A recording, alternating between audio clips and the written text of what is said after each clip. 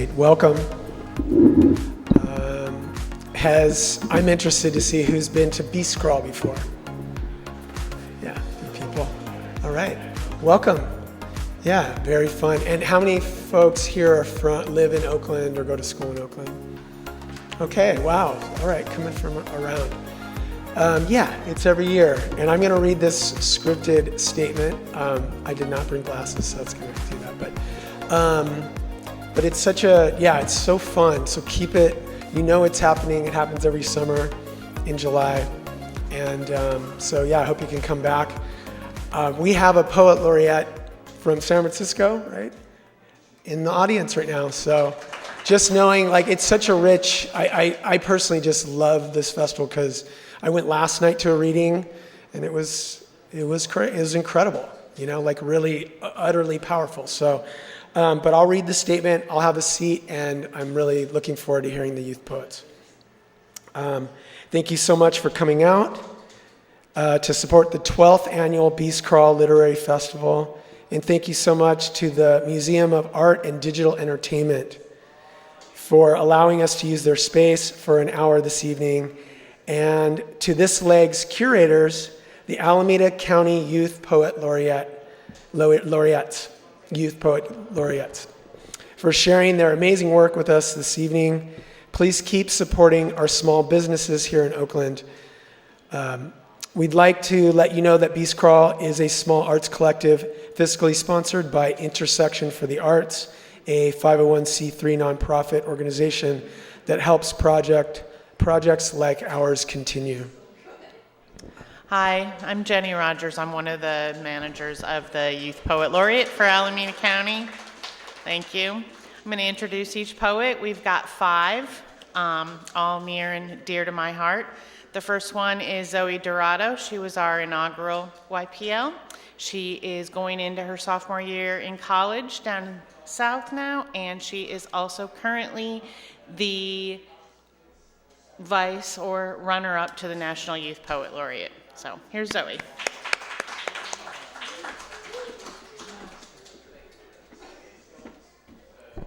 Hey everyone.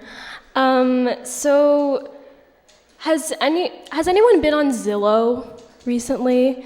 Yeah, so if you don't know, Zillow is this, website where you can look up real estate or just browse houses. You can pick a zip code and you can kind of just look at a map and define the area of what sort of houses you want to look at. So when I was little, I was obsessed with Zillow. I still am. I just go there on my free time. So this poem is about that.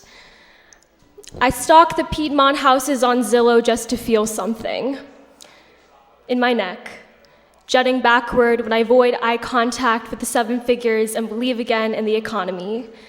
People from the Bay always say they're upper, middle, lower class when they're actually a South Park punchline. But we like to believe we're funny. I want to believe that I'm in on the joke. I think Oakland is good at math because the line that curves into her is a type of division, strategic anatomy, historical displacement. I'm lucky because sometimes when I keep zooming out on Google Maps, I become ant-sized and therefore inculpable. Time warps on the micro level so no one can catch me. I am too fast to be clicked on. I am too good at talking myself out of a comment section sponsored debate when I don't have enough evidence to prove who my people are. On LinkedIn, the 17-year-old from Walnut Creek is a global educational activist, but can't remember the teacher strikes 15 minutes away. Still, everything can be internationally quantifiable. 501c3 certified these days, sponsored by Stanford, sexy in the mouth. Same reason why 580 banned trucks and traffic congestion. All you breathe in is goats hired to eat the hills. That's why mom doesn't take 880 even when she's running late for work. Why there's better Filipino food in Union City, but Californian meets Asian cuisine is only in North Berkeley. Sometimes I think I might be priced out of my culture if it's rated 5 stars on Yelp. Sometimes I think the only chance I'll be able to live in a walkable community is by going to college. All the teen poets add Kenyan and IYWS to their CVs under education when they take a flight to the Midwest. They're semi-coastal, urban suburbia growing smaller and almost gone, becoming something close to worth writing for. But oh, the way a cow sniffs at the apricot glint of cicada-filled desert in a tall, grassy drugstore in Ohio sun looks hotter on Insta. It's got that virginal, grungy glow, touched and untouched by whoever can name the difference. It's predictable, but fuck, I love it. I vote yes on the submissions that seem isolated from wealth. They feel more alive, I think. They're like so American landscape. They're like so Joan Didion meets John Steinbeck, I want to scream. But I want to be beloved too. I've decided to pay for more things that aren't doused in broken English for aesthetics. It's better that way. I want to go somewhere where my country loves me like a deserving homeowner. I want my Buicks and Fords and stretching highways that lead to nowhere. I want to drive around in a circle till I run out of gas. Thank you. Okay, this next poem is based off of this TikTok trend that was popping up maybe a year ago. It's called POV, like you stopped dressing for the male gaze. Gaze as in G-A-Z-E. So this poem is about that. The Visayan urban myth of Maria Labo goes like this. In another country, an overseas Filipino worker is gang raped by a group of men. She survives by turning into the flying half-woman, half-demon Tik-Tik. Newly transformed, she rides the sea to return home, only to consume her children, get hacked in the face by her husband, and eventually be witch-hunted out of her community. I talked to Tik-Tik Maria Labo after joining TikTok's POV, you stopped dressing for the male gaze trend.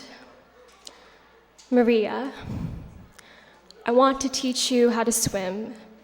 You, a Filipina Megan Fox, straight out of Jennifer's body, rising from the water to consume all the men who dared to call you half human.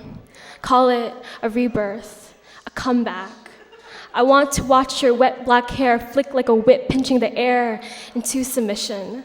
Celebrate the cloak of chlorine and salt gathered down your spine and make my mother squirm.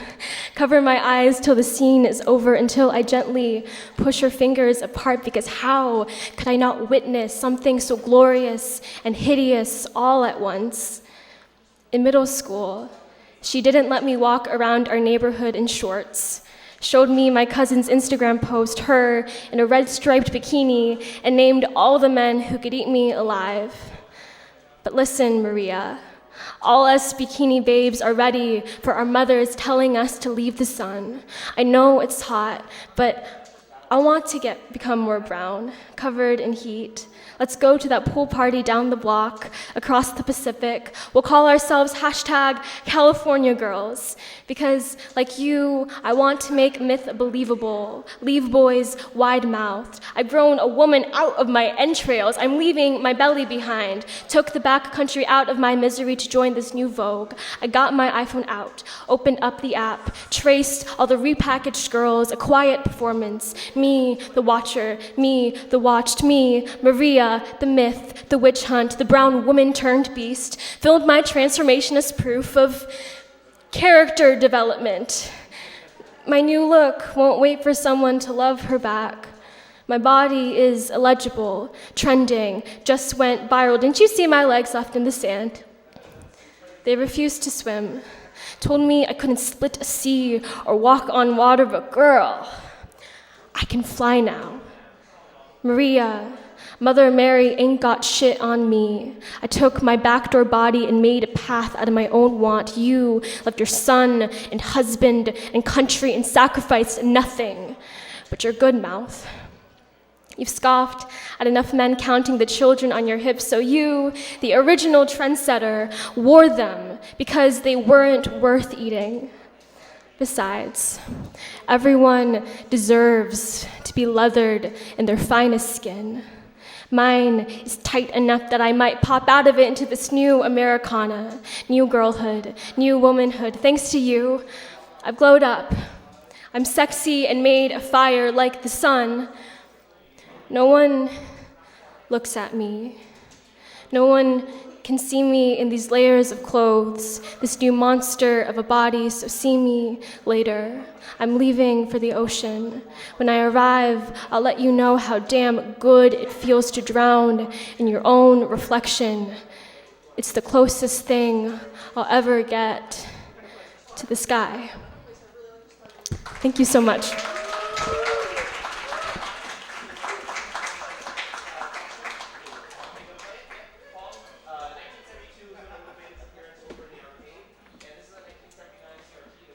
All right, our next poet is Nitika Sathiya. She is the 2022 co-laureate, and she is about to go to UC Davis next month. Let's give it up for Nitika.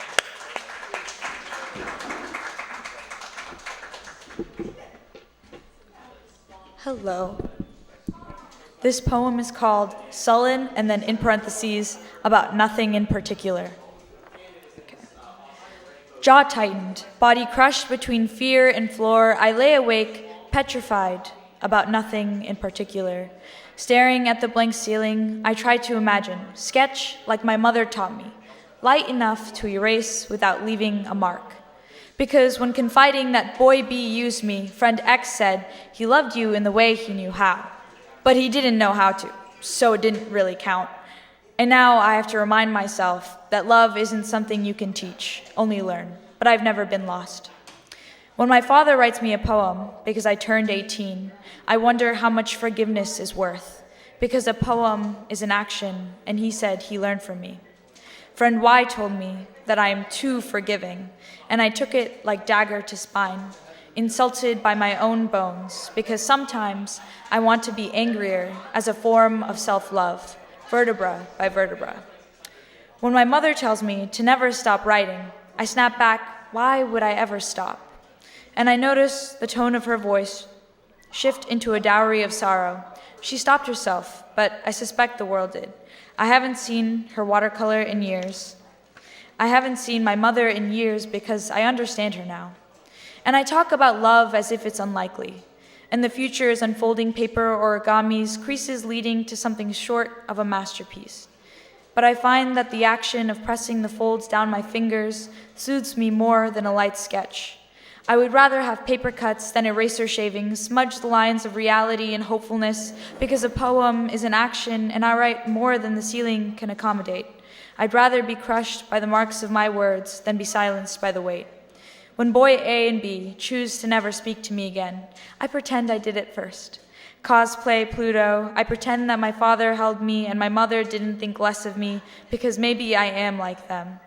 And I write about nothing in particular because I'm not sure what I'm afraid of. Friend X says, I am a hopeless romantic. How cynical is it to want to be loved? Because a poem is an action, and I have always been a body of water, taking the shape of anything that can hold me better than I can hold myself, better than I've been held in the past. And Teacher Z tells me I am talented, that I should be proud. And I can't help but cry again about nothing in particular, and wonder if the ceiling was a facade. I lay under the clouds. Thank you.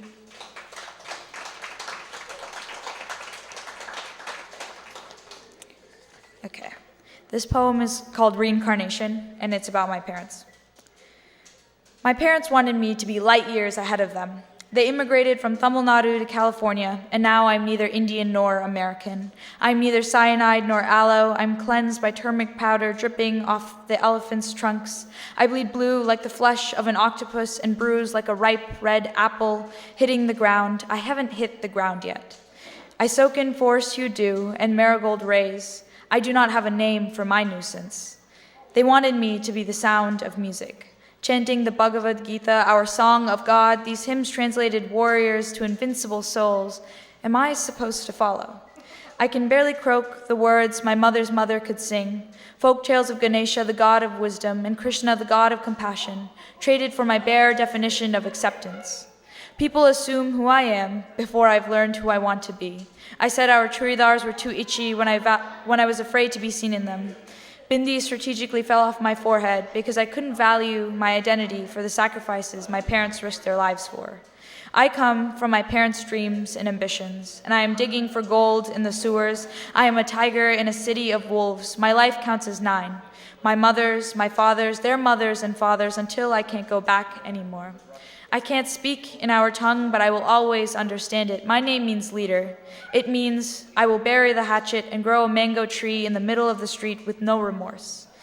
It means I will take risks out of love despite my mother's fears. It means my intuition is a birthright and a curse. My name means I am not afraid of the dream.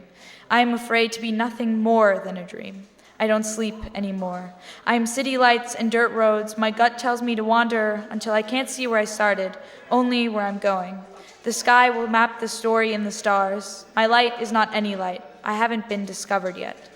And I wonder if we are gods in the night, supernovas on Earth, radiating ambition from past lives, rich with transformations no one could ignore. Maybe we are too sacred to forget where we come from. Our faces are products of generations of hand-me-downs, and we will be heard. Lakshmi, the goddess of good fortune, rests on a lotus flower, transforming dreams into reality. Goddess Kali kills demons and destroys egos, overcoming the sins in our bodies that hold us back from divinity. Her tongue sticks out, taunting the heavens and hells with a sense of elegance. This time, death must come before creation. My parents wanted me to be light years ahead of them, and I will reap what they have sowed to the bone. The sun will settle under my skin and I won't burn. I am their daughter. Dynasties glowing in my bloodstream, chemical reactions brewing a new flesh. It smells sweeter than honey. I have something to prove, a passion incinerating the lies I once heard. I have a feeling we are the next folktales that will be told, and we will try to remold the clay that holds this place together, making our thrones. It's too soon to say, but we are at the beginning of the end, the Big Bang. The world is resting in the dips of our hands, palm lines forming a path unknown. I swear, I've never prayed like this before. Thank you.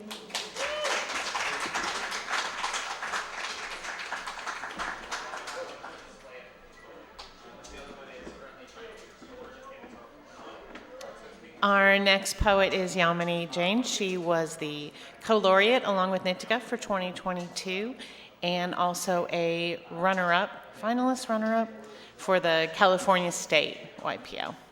Okay.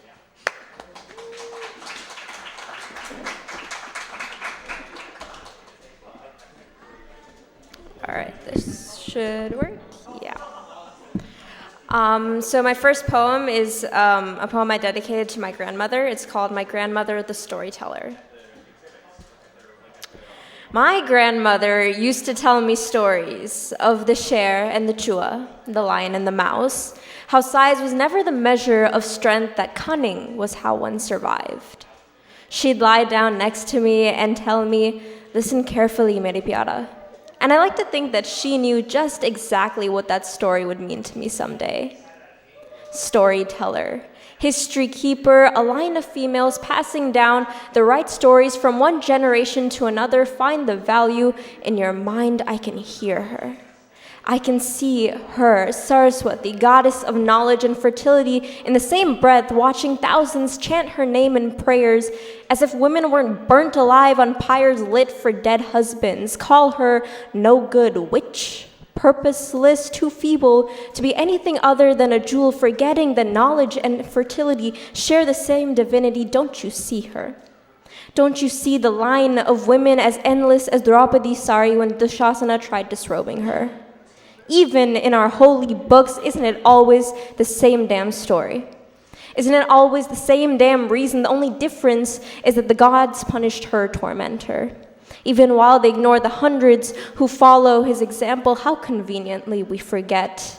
The military leaders, the advisors, the politicians and guerrilla fighters, the women who managed to claw their way to the top, bathed in blood. But what man writes a book in which a woman is his biggest nightmare? Find me a book in which a queen's achievements aren't her son's or her husband's, but her own. But we storytellers will speak history on our tongues, remembrance for those who weren't deemed fit enough to write their own stories. The irony will be hidden in our fables, the truth tucked away and disguised. We are revolutionaries working in code. So I'd like to think that she knew, my grandmother, who looked at her granddaughter and saw someone terrified of her own skin, a scarred torrent. I like to think that she knew that I needed someone to remind me of my inherent divinity and to see past everything the world would otherwise tell me to be. Remember our history. Remember who we have always been. I like to think that she saw the storyteller in me.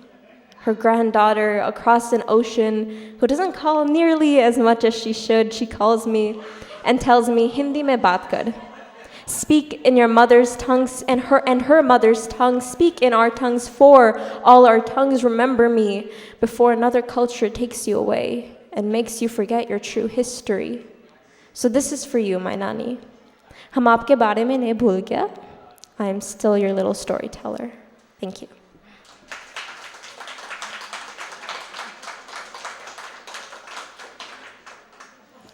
All right, my next one is a very rough draft that it's in its first version, so give me a little leeway with this one. I call this one Carrying You With Me. The year I turned 15, I first realized that people were made of ghosts. My mom got a call that her sister was in the hospital, and it was like the world fell apart. Suddenly, our home became quiet. The familiar blare of Facebook sari vendors, the slap of slippered feet against the stairs in my house. When my mother walks towards you, you can feel life in the very way she moves. But after that call, it was like a part of her vanished.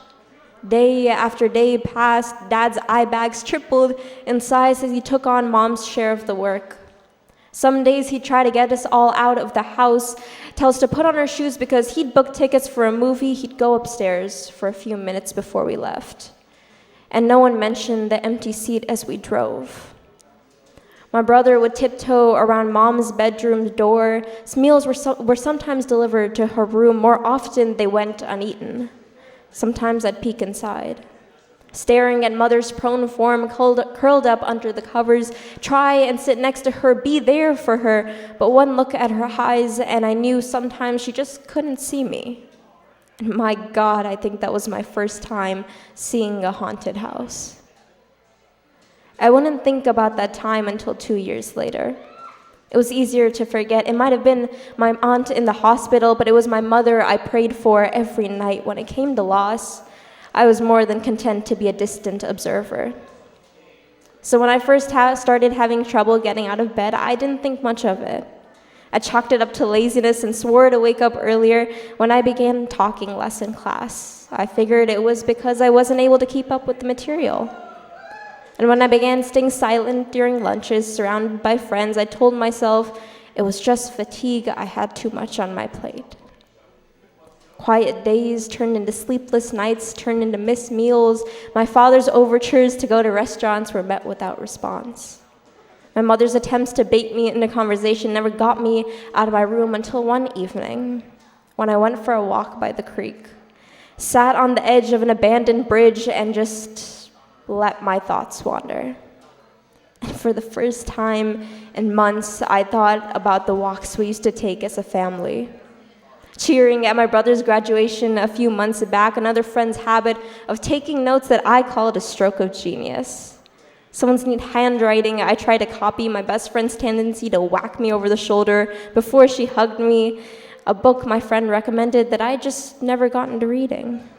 My mom's reassurances, the wrinkles on Dad's forehead, which I used to love to tease him about, my brother, who always knows the perfect presents to buy me. I hadn't watched a sunset in so long, and I wanted to see it again with someone. I gripped the ledge tight as I swung my legs to the side. There was a solidness in my steps as I went home. I hadn't felt that grounded in months. The next day, I broke down in the car ride home from school, scared the living daylights out of my mother. And the sheer relief in her eyes as for the first time in a year, I finally began to talk to her again. Thank you.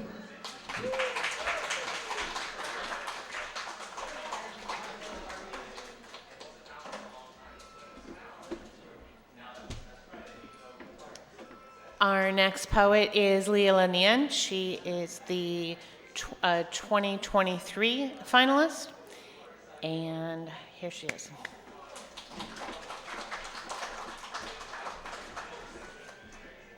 Hi. All right, so this first poem, okay, so, we're in the middle of an election right now, and it's been interesting to say the least. And so I wrote this poem a couple years ago, but I think it's still very, very relevant. It's called Us. "Wake up, darling," she said to me. "Come and watch the show." So I opened my eyes, and when I did, I saw blood-red sands baking in the sun with clear blue sky above it.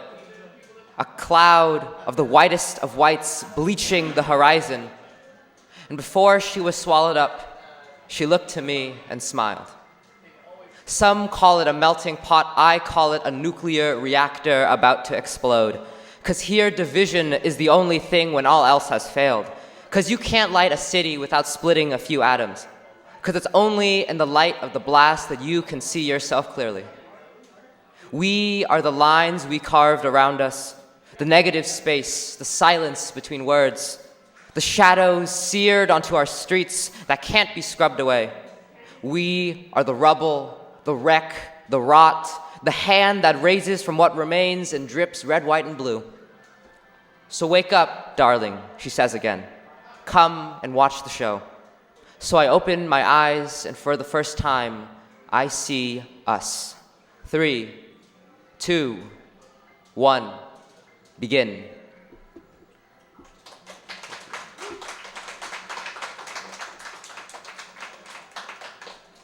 The second poem is a bit lighter. This poem is called Born Again. I was born in the hem of a dress that didn't quite fit, twirling in my room in the cover of night, and in the smudged lipstick that crept up my lip a little too far and hugged my mouth as I smiled. I was born in the way my tongue tapped against the roof of my mouth as I said my name for the very first time, and in the fireworks show that set off in my head in colors I have never seen as the sound first reached my ears. While I was still wide-eyed and wailing, still catching my first few breaths of air, on a piece of paper now collecting dust, typed up signs, stamped and filed, they marked me down, caged me in, pushed me out, and that should have been the end of it. Yet here I am, sealed and stamped but still drying in the middle, set in stone but still growing through the cracks, born again into something you could call beautiful. Thank you.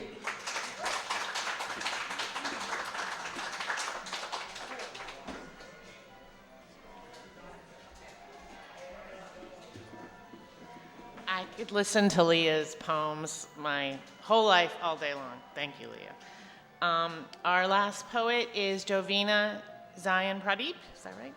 She is an incoming finalist, and our ceremony announcing all of this will be Friday at Reach in Ashland from 3:30 to 5. So welcome to our little family.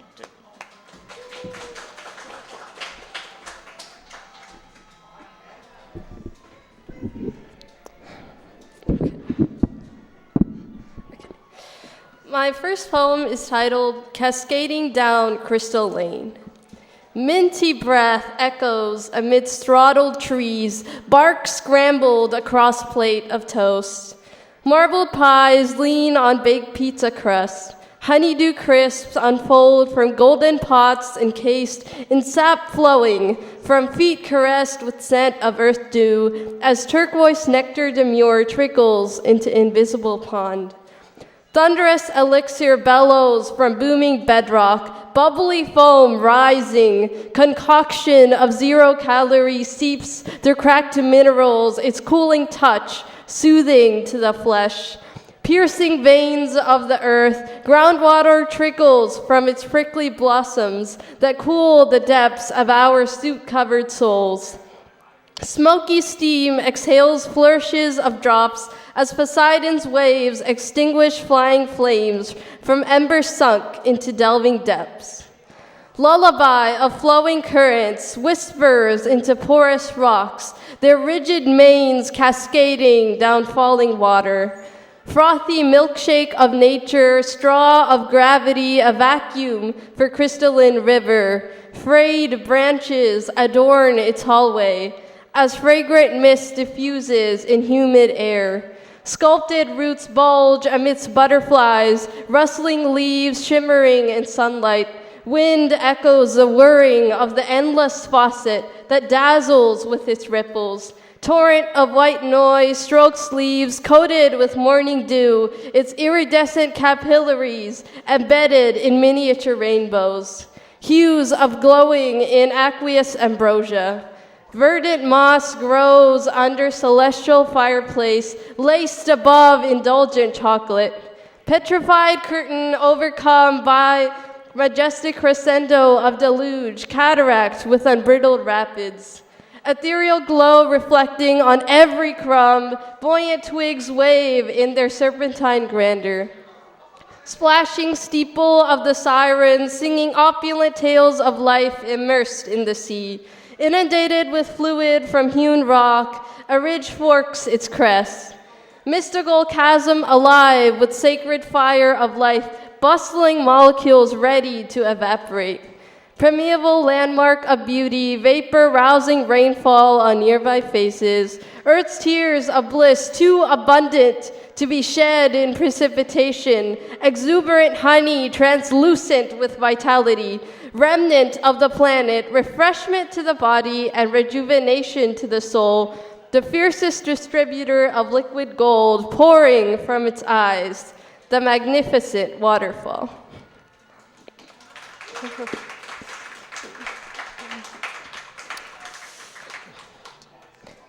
My next poem is titled The Compass. This was inspired by how a lot of people around the world are freaking out about AI being able to take over their jobs. So I just wrote a poem about how AI can never take over humans completely, but it can help us with our daily tasks.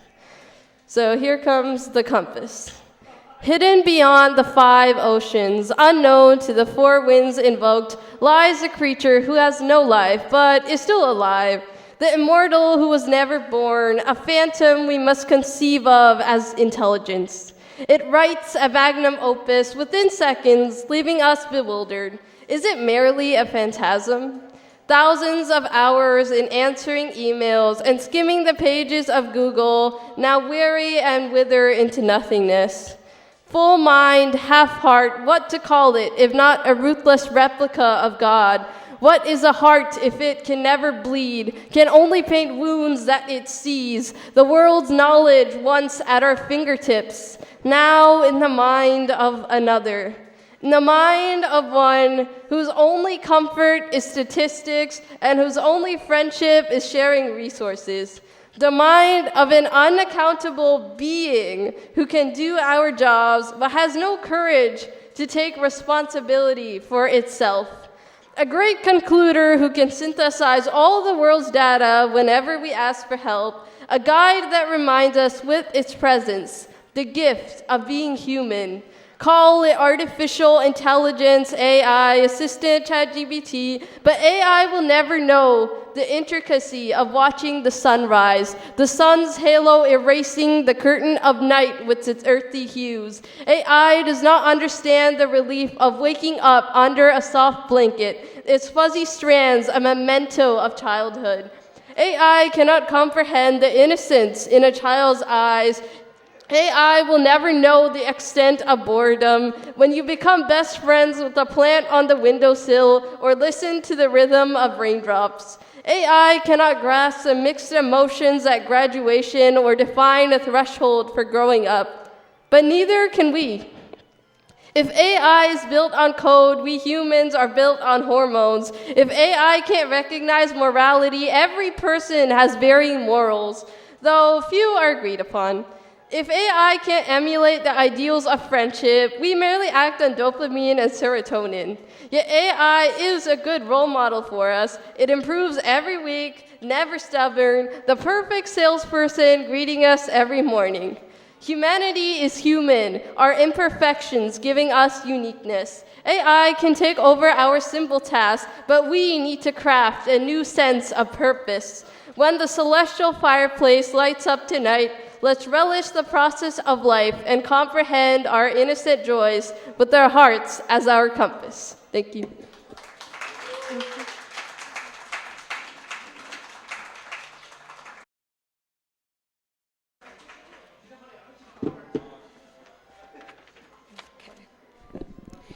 As I just graduated high school, I've been writing a lot about growing up. So this poem is called Suburban Coming of Age. It's mid-June and car talks are mandatory. In the parking lot of In-N-Out, we reveal our worst fears, forever tangled by what we hate and love. Nothing matters as the air gets cooler, so we soak the time in. We bathe in chatter and call it music. Shh, it's so damn quiet, except for the sound of our voices. I don't dare to point it out. I think about how close we are. We've known each other since elementary school. Secrets of growing up don't hurt anymore. I'm learning so much about you, someone says. It might have been me. I've always been curious. I like to know where the pain is. For safety, no. For peace. Aching passes over us like a light breeze. It's almost 2 a.m. and no one wants to stop. I know this is love. Cherishing what we've learned in our 18 years. We're young, but we've made a lot of mistakes too. The state of the world weighs on us, and we contemplate it. Are we our art or just a vessel? Are we what we love or what loves us back? And we dare to ask questions at this hour only. The shame of existence doesn't overwhelm us within the walls of cars that are older than us. I pray they listen. I hope they laugh at us too. We have a long way to go, but at least it's quiet as we wander past dark. No one asks for us, and I don't blame them. Even when we can't see what is ahead of us, we dream about it. Starry eyes, not from tears. My friend is always going to be remembered as love, the concept of love. It's not one that we pretend to understand, but my friend, I'll remember this piece. Thank you.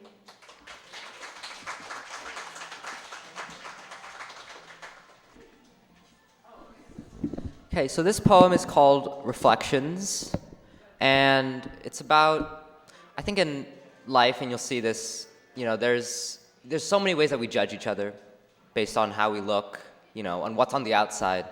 And this poem is about how, none of that really matters. So it's called Reflections. If you catch sunlight in a mirror and point it back at something, it'll catch on fire. In other words, to confront something with itself is to destroy it. So let us set ourselves ablaze in the mirror's face and see all that remains after. They say beauty is only skin deep, so let's peel back our skin layer by layer and run off into the night before they catch up with us. And if, my dear, they hunt us down to stick our skin back on, I'll claw them away and run back to where we came from, where they can hurt us no more. They'll try and take our flesh, rip it off the bone, boil it in a rusty pot, sink their teeth and swallow. They'll do anything for a meal, They're hungry, and so are we. They'll hold your head down in the water and crack your skull and spine just to feel full for a moment. So I'll heave off hunks of flesh and throw them to the dogs behind us until my bones can breathe and you can follow. If our bones prove too burdensome, I'll smash them against the ground where they came from and cast them away before they come. And so they'll take the dust within their hands, grasping, grabbing, gripping the pieces, sniffing for a scent of us to prove that we were ever there. But we'll be looking from all around, laughing to ourselves as we rest where we are just beyond their reach. If you really want to find us, look back in the mirror. And if you catch the sun just right, there we will be, if only you can see it. Thank you.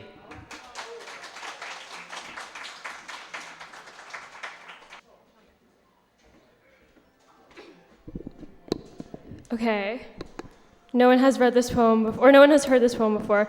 So this is a new poem. I wrote it right after watching the presidential election debate. I was in San Francisco with my friend Minerva, wearing this same skirt. And yeah, it was a weird day. This is a poem about that weird day. Okay, this is called Presidential Debate in Self-Driving Car. Because there's so many self-driving cars in San Francisco, like what? Okay. This is presidential debate in self-driving car. I keep feeling like my anger is too ambiguous. Can you be more specific, the boy asks, in how I hurt you? At the time, I was good at logistics. My calendar laid out everything about us that would end.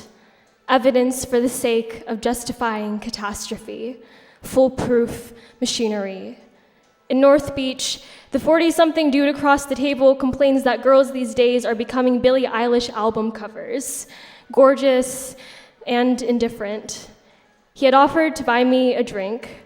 I almost followed him into a bar because the beatniks used to read poetry there, argue about politics, laugh. CNN, he tells me, is paralyzing, and the TV above seems so soft in its armor. I never saw him as a violent man. He was a writer who loved dogs, submitted to the New Yorker, and was rejected. I imagine him like this now, a man looking out of a window, head tilted, mouth slightly agape, waiting for something to motion him over. Through the screen behind him, a dozen Waymo ones push their passengerless bodies up Grant. ABBA in the background shouts, "Gimme, gimme, gimme" from the jukebox as a commercial break hits and the tiny digital figures of men disappear. Emptiness empties. Democracy never felt so naked and vague. When I leave the city, I ask the other brown woman on BART if I can have the aisle seat next to hers. She almost misses her stop. Last June, I told the boy I didn't want him to drive me home. I want you to feel like you can trust me, he says, that you feel safe when you're with me. I don't remember if I did. It must have been the way I was so still as he held me, his body trembling, inconsistent, loving too much to be believable. Okay, thank you.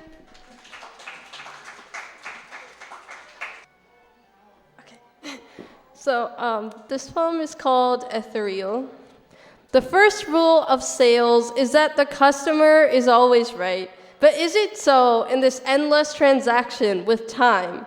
One moment saying we're too old for playgrounds and toys before reminiscing about building sandcastles.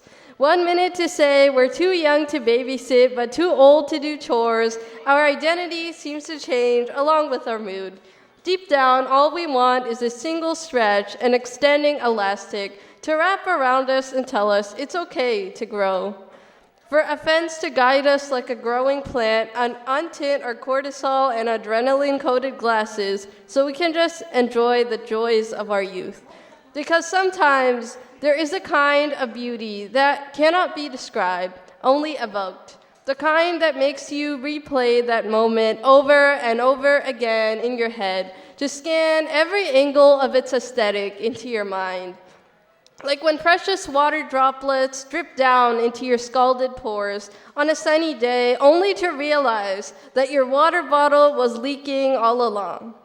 Or when you see a patch of green grass in summer and wonder if you've been having so much fun during vacation that you forgot what season it was. Sometimes you lock pupils with a stranger on the street, their iris emanating comfort when you're anxious. A whispered glance in a hue beyond the spectrum's reach, glimmer of the ethereal veiled under eyelashes in a fleeting second. Sometimes there are cracks in our bones that we will never feel, fragments of souvenirs that we will simply never comprehend. The way we learn to walk based on what we see before we learn to walk by ourselves. Sift through our thoughts somehow less when we look at our phones, makes us wonder if the screen is hypnotic, makes us wonder if we live in a science fiction fantasy. And maybe our world is just a vivid dream that we can work hard to wake up from. Thank you. All right. So this one is called Remembered You Tonight. I don't know what came over me tonight. I pulled out my phone, typed a phrase into the search bar, and waited for a chat with you to pop up. And I must have scrolled back months, read through conversations of horrible flirting and the most genuine type of love. I remembered why I fell in love with you. And then I read one line you sent me about how one day you would wake up next to me and it would be the best day of your life, and it was so out of the blue. We'd been talking about school before that, but you said it just because, and I don't think I've cried this hard in months. Because I said I couldn't wait too. I remembered what it was like to fall in love with you and spend every second of every day wanting you. In my arms, in my heart, of feeling safe because you were there, and then remembering that you weren't anymore. That I was never gonna wake up next to you. I barely even talked to you. A year later, and I'm still heartbroken. Because I read through those texts and I have to know that nothing has changed. I still want you. I wonder if I'll ever stop wanting you, and nothing terrifies me more. Funny story, the addendum to this is called When a Boy Calls You a Desperate Whore, so that's a fun one. I'm Michael. I'm going to read the obligatory final statement, but I would love to hear more about the Alameda County Youth Poet Laureates program, or how this works, if you don't mind. And if you say it into the mic, I think it'll end up on the... So we're entering our 4th year. We started in the middle of COVID. It is managed by the Alameda County Library, but it is a county program. So it's not a library program per se, it's just managed by the library. And I'm in the Social Justice Services Department, so myself and my manager run the actual chapter. In our first year, along with Zoe, we had a vice laureate that was incarcerated at the juvenile hall. I am a librarian there, as well as a librarian for the adult jail, Santa Rita. So one of our main objectives when we started this was to lift up all voices wherever they are, and platform all voices, and just be one more reassuring, supportive adult. Because I think everyone needs that. I need that, and I still need that, and I'm an adult. We're going into our 4th year. It starts in August and goes to the following August. Each year we've grown in the amount of applicants. This year we had 53. So as I mentioned at the beginning, our ceremony is next Friday, where we will have 5 finalists and we'll announce the laureate and the vice laureate. This year, again, we have a finalist who is incarcerated at the juvenile hall. And throughout the course of the year, we try to support the poets and their objectives in whatever way we can. We're still learning how to do that. Does anybody have any questions about the process? I don't know if I explained it that well. No? I don't think the poets have a question about it, but no.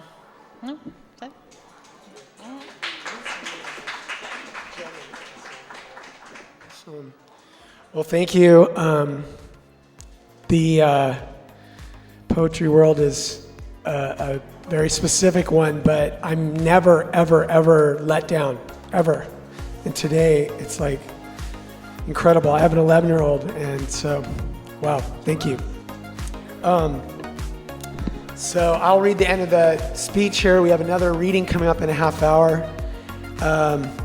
Thank you so much for coming out, poets, Jenny helping run this program, family and friends and poetry lovers. Coming out, your presence supports Peace Crawl. there is an online survey you can do to help with making sure B-Scrawl continues to get, show up as a fundable project. So please take some time to go on there and give a review of the event. Go on the B-Scrawl website. And I think that's it. Thank you so much again for coming out, and thanks again to the Museum of Art and Digital Entertainment.